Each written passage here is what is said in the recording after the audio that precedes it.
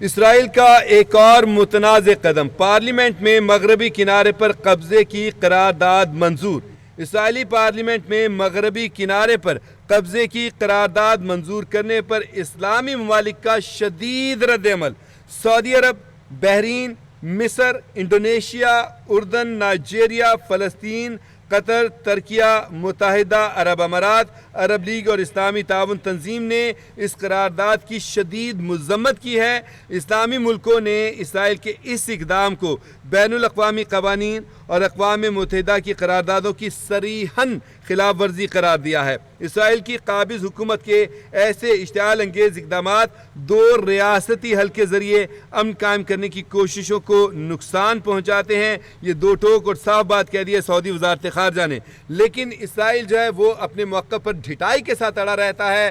وہ ہمیشہ سے اس نے یہی کہا کہ جی اسرائیل پر ہم فلسطین پہ قبضہ کریں گے، خود یہ گھس بیٹھی ہیں، وہاں پر پہنچتے ہیں اور قبضہ کرتے ہیں، جس طرح سے حرکتیں کرتے ہیں، وہاں پہ حملے کرنے کے بعد ان کو فلسطینیوں کی نسل کشی کر رہے ہیں، ان کو وہاں سے نکالنا چاہتے ہیں۔ امریکہ نے اپنی طرف سے بڑا پیارا پلان اپنی طرف سے اس نے پیش کیا تھا کہ جی فلسطینیوں کو نکال کے کسی دوسرے ملک میں بسا دیا۔ کیوں بسا دیا جائے؟ آپ اسی کو کی تعمیر نو کریں اگر آپ چاہتے ہیں، ان کی بھلائی چاہتے ہیں۔ پہلے تو حملے روکیں، اسرائیل اپنے آپ کو اپنے علاقے تک محدود کرے اور اس کے بعد ان علاقوں میں خوراک پہنچائی جائے، وہاں پہ تعمیر نو کی جائے۔ جو بمباریاں کر کے پورے شہر کو ملیا میٹ کر دیا گیا ہے اس کو دوبارہ سے بحال کیا جائے اور لوگ وہاں پر دوبارہ اپنا جو جہاں کے رہائشی ہیں ان کو ان کی سرزمین کے اوپر رہنے دیا جائے۔ ان کی زمین ان کے اوپر تنگ کر دی گئی ہے، وہ نہیں ہونا چاہیے۔ پھر بیت المقدس ہے وہاں پہ، مسلمان کیسے وہاں سے چھوڑ کے چلے جائیں؟ اور یہ اس کا خواب ہے اسرائیل کا کہ وہ وہاں سے چلے جائیں اور وہ اپنا ہیکل تعمیر کر لے، اور اس کے بعد ساتھ ساتھ گریٹر اسرائیل کا الگ سے اس کا ایک اپنا سپنا ہے جو کبھی بھی پورا نہیں ہوگا انشاءاللہ تعالیٰ۔